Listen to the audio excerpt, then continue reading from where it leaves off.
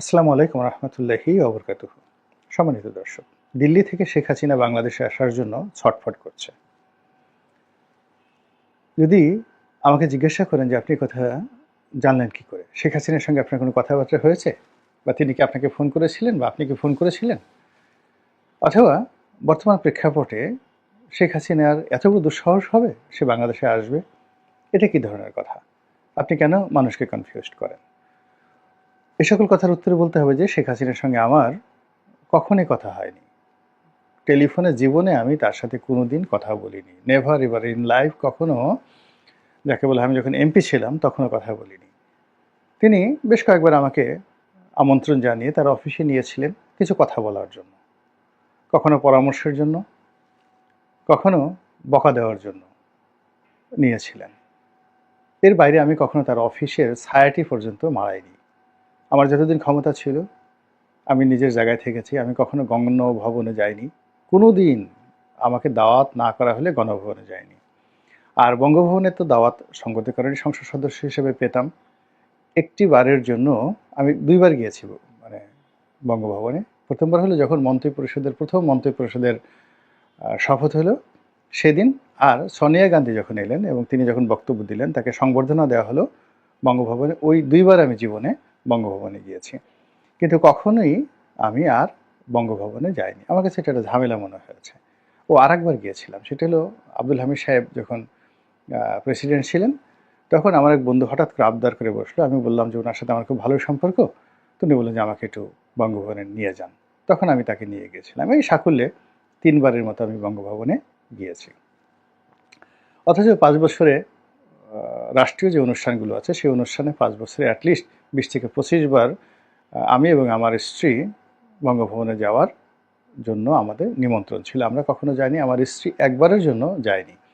অনেকে নিজেদের বউ নিয়ে, বাচ্চাদেরকে নিয়ে প্রধানমন্ত্রী যায়, সঙ্গে যায়, ছবি তুলে, নেতাদের সঙ্গে ছবি তুলে।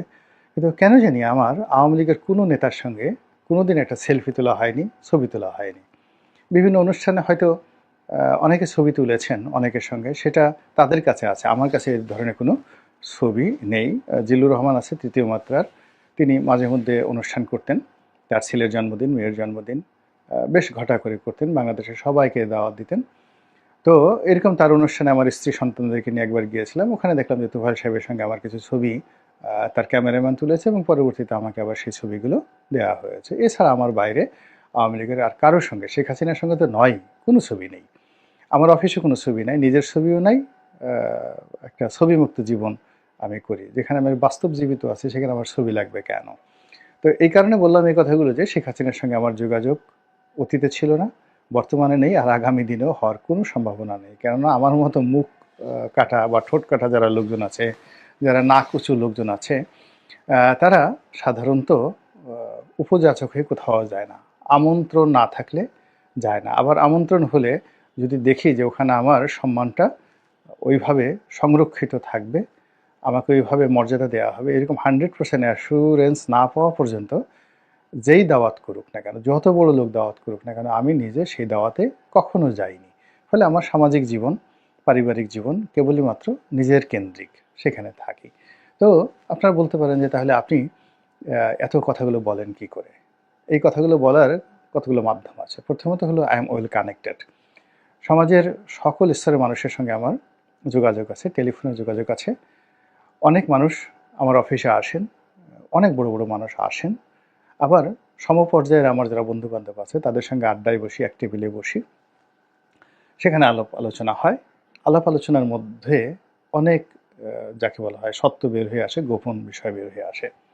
দ্বিতীয়ত আমি পড়াশোনা করি, পত্রপত্রিকা পড়াশোনা করি, সামাজিক মাধ্যমে যথেষ্ট সময় কাটাই, এবং যে সকল বই পুস্তক পড়লে মনের দরজা খুলে যায়, কল্পনা এবং চিন্তার জগৎ খুলে যায়, এবং পরিবেশ পরিস্থিতি অনুধাবন করা যায়, সে সকল বই আমি সেই ক্লাস 6-7 থেকে পড়াশোনা করে আসছি, এখন পর্যন্ত পড়াশোনা করি।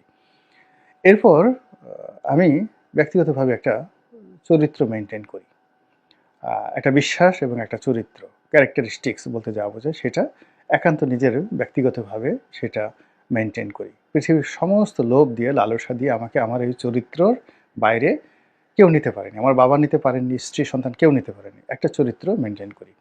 এই চরিত্রগুলোর ফলে কি হয়, মেনটেন করার ফলে কি হয়, আমার ভিতরে একটা অনুভব শক্তি আল্লাহ রবুল আলমিন দিয়ে দিয়েছেন। আমি অনেক বিষয় বুঝতে পারি, অনুভব করতে পারি এই ক্যারেক্টারিস্টিক্সের কারণে। এবং ওই চরিত্র মেনটেন করা এত সহজ বিষয় না। এই চরিত্রের মধ্যে কেমন জিনিস, যেমন হারাম খাবার না খাওয়া, হারাম দিকে না তাকানো, অপ্রয়োজনীয় বিষয়গুলো পরিহার করা, অর্থাৎ আপনার যেগুলো প্রয়োজন নেই সেই বিষয়গুলো আপনি শুনবেন না, সেই বিষয়গুলো বলবেন না, সেদিকে যাবেন না, এরকম অনেক গুরুত্বপূর্ণ বিষয়গুলো রয়েছে। তো এটা আমি যখন জেনেছি, এবং এটি একটা অভ্যাস ছিল ইমাম শাফি রহমতুল্লাহ আলাইহের। তো এই অভ্যাসটা করার ফলে আল্লাহ আমাকে অন্য যে কোনো বান্দার, এই জমানার যে কোনো বান্দার চাইতে আমার স্মরণশক্তি আল্লাহ বাড়িয়ে দিয়েছেন এই আমলগুলো করার কারণে। আপনারা যদি এটা করতে চান তাহলে করতে পারেন। অর্থ হলো যে আপনার জন্য যা কিছু প্রয়োজন নয় এরকম কোনো কিছু আপনি করবেন না, চিন্তা করবেন না, আর মন্দ চিন্তা করবেন না, তাহলে আপনার স্মরণশক্তি বৃদ্ধি পাবে। ফলে আমি যা কিছু দেখি সেটা আমার মনে থাকে দীর্ঘদিন, এবং সেই কথাগুলো আমি বলতে পারি। অনেকে অবাক হয়ে যান যে আপনার এতগুলো মনে থাকে কি করে। মূলত ওই আমলের কারণে। এই আমলটা আমি শিখেছি মিশরে গিয়ে। ইমাম শাফি রহমতুল্লাহ আল্লাহের মাজার যখন আমি জিয়ারত করতে গিয়েছি, তখন এক দল স্কলার ছিলেন আল্লাহ আজহার বিশ্ববিদ্যালয়ে, তারা এই জিনিসটি বললেন। সেটা অন্য একটা প্রসঙ্গ। এরপরে এই অভ্যাসগুলোর কারণে আমার যে পাঁচটি ইন্দ্রিয় আমাকে সাহায্য করে, পঞ্চেন্দ্রিয় সাহায্য করে। আমার শ্রবণ শক্তি, আমার চোখ, আমার চামড়া, আমার অনুভূতি সহযোগিতা করে। ফলে অনেক অনাহত বিষয় থেকে আমি নিজেকে রক্ষা করতে পারি। এবং অনেক 10 বছর 15 বছর আগে আল্লাহ রবুল আলমিন আমার জীবনে আমাকে একটা সুযোগ করে দেন যে আমি 10 বছর পরে যে দুর্ঘটনাটি ঘটবে তার থেকে আমি 10 বছর আগেই নিজেকে আলাদা করতে পারি। ছোট্ট একটা উদাহরণ দিই। ধরুন 2014 সনে আমি আওয়ামী লীগের রাজনীতিতে কোন পর্যায়ে ছিলাম, শেখ হাসিনা এবং শেখ রেহানা আমাকে কি পরিমাণ স্নেহ করতেন, তারপরে জয় পুতুল থেকে শুরু করে তাপস পরশ, ওই পরিবারে যারা লোকজন ছিলেন প্রত্যেকটা মানুষের সঙ্গে আমার কি পরিমাণ সম্পর্ক ছিল, আওয়ামী লীগের যারা শীর্ষ নেতৃত্ব আছেন তাদের কাছে একটু জিজ্ঞাসা করে দেখতে পারেন। তো সেই আমি, যেখানে সালমান এফ রহমান সাহেবের মতো মানুষকে সঙ্গে কেউ এটা টু শব্দ করতে সাহস পেত না, তার মতো মানুষের সঙ্গে আমি একেবারে শেষ দিন পর্যন্ত প্রতিযোগিতা করে চলেছি। তো সেই প্রতিযোগিতায় আমি যে জেলে গিয়েছি, এটা আমি ইচ্ছা করে জেলে গিয়েছি, কিন্তু আমার অপশন ছিল জেলে না যাওয়ার, অনেকগুলো অপশন ছিল, কিন্তু না, আমি জেলে গিয়েছি, এটা আমার ইচ্ছা করি আমি জেলে গিয়েছি। তারপরে জেল থেকে বের হয়ে আমি আর পার্লামেন্টে যাইনি, এবং 2014 সনে আওয়ামী লীগের মনোনয়ন পর্যন্ত কিনিনি। এই যে আওয়ামী লীগের মনোনয়ন কিনিনি 2014 সনে, 2024 সন পর্যন্ত এই 10টি বছর 11টি বছর আমাকে বিভিন্ন কথাবার্তা শুনতে হয়েছে। কিন্তু আমার মনের মধ্যে সবসময়ই একটা ইতিবাচক ধারণা ছিল যে আমি সঠিক পথে আছি, একদিন না একদিন সবাই অনুশোচনা করবে আর আমি তখন বিজয়ী হব। এখন চিন্তা করুন যে আমি যদি আওয়ামী লীগের এমপি থাকতাম, মন্ত্রী থাকতাম, অথবা ধরেন একেবারে 14 তো আমাকে মনোনয়ন দিল না, 18তে দিল না, কেবলমাত্র আমি আওয়ামী লীগ করতাম, এই কারণে আমার যে অবস্থাটা থাকতো, আমি কি এখন আপনাদের সামনে এইভাবে কথা বলতে পারতাম? এই যে বিষয়টি, এটি আল্লাহ রাব্বুল আলামিন আমাকে দিয়েছিলেন সেই 2014 সনে, যার কারণে আমি এটা কঠিন সিদ্ধান্ত নিতে পেরেছিলাম। এভাবে জীবনের ব্যবসা বাণিজ্য, পরিবার পরিজন, ছেলে মেয়ে, অনেক গুরুত্বপূর্ণ সিদ্ধান্ত আমি 1 মিনিটে নিয়েছি, যেটি অনেকে হয়তো 2 বছর 3 বছর চিন্তা ভাবনা করেও পারেনি।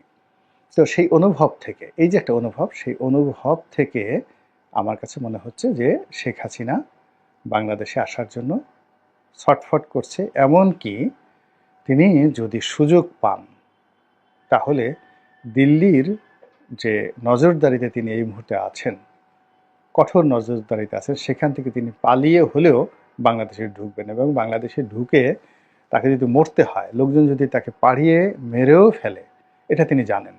তার বাবাকে মেরেছে, তার পরিবারকে মেরেছে, তাকেও মারতে পারে, এটা তিনি জানেন। তারপরেও তিনি বাংলাদেশে আসার জন্য ছটফট করছেন। এখন প্রশ্ন হলো কেন করছেন, কিভাবে করছেন, সেটা নিয়ে আমি পরে আলোচনা করব। প্রথমত, শেখ হাসিনা ঝুঁকি নিতে পছন্দ করেন, তিনি সাহসী। তো তার সাহসের কতগুলো নমুনা আপনারা দেখতে পাবেন। যারা শেখ হাসিনার খুব ঘনিষ্ঠজন ছিলেন তারা কিন্তু 5 তারিখে তার কাছে গেছেন, 4 তারিখে, আগস্ট মাসের 4 তারিখে গেছেন, অনেকগুলো বিকল্প প্রস্তাব দিয়েছেন ছাত্রদের সঙ্গে বসার, জরুরি অবস্থা জারি করার, মার্শাল ল দেওয়ার, ডক্টর মোহাম্মদ ইউনূসের সঙ্গে নেগোসিয়েশন করার, তারপরে ভারত চলে যাওয়ার, আরও অনেক কিছু। তিনি সবাইকে ধীর স্থিরভাবে বলেছেন, খুব ভয় পাচ্ছ, ভয় পেলে আমার কাছে আসবে না, ভয় পেলে আমার কাছে আসবে না, তোমরা যার যার অবস্থানে যদি পালাতে হয় তোমরা পালাও, আমাকে ইনফ্লুয়েন্স করার চেষ্টা করো না। তিনি তার সিদ্ধান্তে অটল ছিলেন। বোঝার চেষ্টা করুন। এবং সবার শেষে দেখেন, তিনি যখন হেলিকপ্টারে উঠে যাচ্ছিলেন, তার চোখে মুখে তিনি যে ভয় পেয়েছেন, যাচ্ছেন, আতঙ্ক, গোস্বা, ক্ষোভ কোনো কিছু ছিল না। তিনি বরং বিরক্ত। আপনি দেখবেন তার চেহারার আই কন্ট্যাক্ট দেখবেন, তিনি যখন হেলিকপ্টারে উঠছিলেন তিনি বিরক্ত ছিলেন যে এভাবে কেন তাকে জোর করে উঠিয়ে দেওয়া হচ্ছে। তিনি সেখানে শক্তি প্রয়োগ করার ক্ষমতা যদি থাকতো তার, তিনি সেই শক্তি প্রয়োগ করতেন। তিনি তার যারা আপন যারা লোকজন আছে তাদের প্রতি তিনি ঘৃণা পোষণ করেছেন, বিরক্ত প্রকাশ করেছেন। এটা চোখে মুখে দেখলেই বুঝতে পারবেন, কিন্তু তার মধ্যে কোনো আতঙ্কের কোনো ছাপ ছিল না।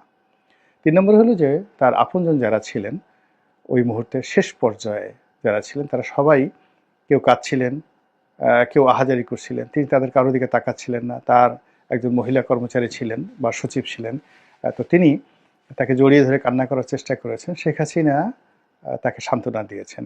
একটু আবেগপ্রবণ না হয়ে তিনি ধীর এবং স্থিরভাবে হেলিকপ্টারে উঠে গেছেন। তো এই যে তার যে সাহস, এই সাহস তিনি যখন নিরাপদ, অর্থাৎ এতটা বিপদের মধ্যে, যেখানে বলা হচ্ছে আর 20 মিনিটের মধ্যে জনগণ গণভবনে ঢুকে যাবে, এবং চারিদিকে তখন গণভবনে ঢোকার জন্য, দেয়াল ভাঙার জন্য তখন পিটানো হচ্ছে। আপনি গিয়ে দেখবেন যে গণভবনের অনেক ওয়াল ছিদ্র করা। তো সেই শব্দ শেখ হাসিনা শুনতে পাচ্ছেন, চারিদিকে লোকের আওয়াজ শুনতে পাচ্ছেন, কিন্তু তখনও তিনি ধীর স্থিরভাবে উঠে যাচ্ছেন। এটা একটা চারটিখানি বিষয় নয়। তার বাবারও এরকম সাহস ছিল। তাকে যখন গুলি করা হলো তার পূর্ব মুহূর্ত পর্যন্ত তিনি বীরের মতো দাঁড়িয়েছিলেন। যারা বলে যে তিনি ভয় পেয়ে পশ্চিম পাকিস্তানে আশ্রয় নিয়েছেন, তাদেরকে বলবো যে তাকে যারা গুলি করেছেন তাদের নিকট শেখ মুজিবুর রহমান, বঙ্গবন্ধু শেখ মুজিবুর রহমানের সাহস সম্পর্কে জানার চেষ্টা করেন। একজন মানুষ, তিনি আলটিমেটলি জেনে গেছে যে তার সন্তানকে মেরে ফেলছে, স্ত্রীকে মেরে ফেলছে, পরিবারের সবাইকে মেরে ফেলা হয়েছে। একেবারে হি ওয়াজ দ্য লাস্ট ম্যান, এক ব্যক্তি। ওই অবস্থাতে পাঞ্জাবি পরে, লুঙ্গি পরে, হাতে তার যে পাইপ সেটা ধরিয়ে পাইপ টানতে টানতে মনে হয় যেন কিছু ঘটে নাই। তোমরা কারা, কেন এসেছো, এত বড় সাহস, আমি দেশের প্রধানমন্ত্রী, আমার ঘরে এসেছো। আপনি আমি ওই অবস্থায় হলে হেগে দিতাম ঠিক মতো রুমের মধ্যে, চোখের তলে পালিয়ে হেগে নিজের হাগু নিজে খেতাম। এখন বাইরে থেকে, দেশে থেকে যে সকল লোক শেখ মুজিবুর রহমানকে নিয়ে বাজে মন্তব্য করেন, তার সাহস নিয়ে, শক্তি নিয়ে, ওই লোকদেরকে যদি এরকম একটা অবস্থায় আয়না ঘরে নিয়ে চিৎ করে ফেলে দেওয়া হয়, মুহূর্তের মধ্যে দেখবেন যে পায়খানা করে দিয়েছে। তো কথা মুখ থাকলেই বলতে হয় না, বাস্তবতা হলো এরকম। এবং সেই যারা ছিলেন, মেজর মহিউদ্দিন, মেজর নূর, এই দুজন ছিলেন সেখানে। তারা অস্ত্র হাতে নিয়ে কাঁপছিলেন, খালি বলতেছেন বঙ্গবন্ধু স্যার স্যার স্যার, আপনি চলেন, আপনি চলেন। এবং 5 মিনিট সময় তিনি যদি পেতেন, মুহূর্তের মধ্যে ইতিহাস অন্যরকম হতে পারত। এই সময় শেখ ফজলুল হক মনির বাসায় হত্যাকাণ্ড ঘটিয়ে সুবেদার রিসালদার মসলিউদ্দিন তিনি ওই ভবনে ঢুকছেন। ঢুকে তিনি দেখেন যে বারান্দা দাঁড়িয়ে শেখ মুজিবুর রহমান, বঙ্গবন্ধু গালাগাল করছেন, ধমকাধমকি করছেন, আর মেশিন গান হাতে নিয়ে 2 মেজর কাঁপছে। তো তিনি, হি ওয়াজ এ সিরিয়াল কিলার। তিনি এই পরিস্থিতি বুঝতে পারেন। তিনি আর বার্গেনিংয়ে না জড়িয়ে ইউ ব্লাডি এই কথা বলে তিনি ওপেন ফায়ার করে দিলেন সঙ্গে সঙ্গে 1 সেকেন্ডের মধ্যে। এই হলো মূল কাহিনী।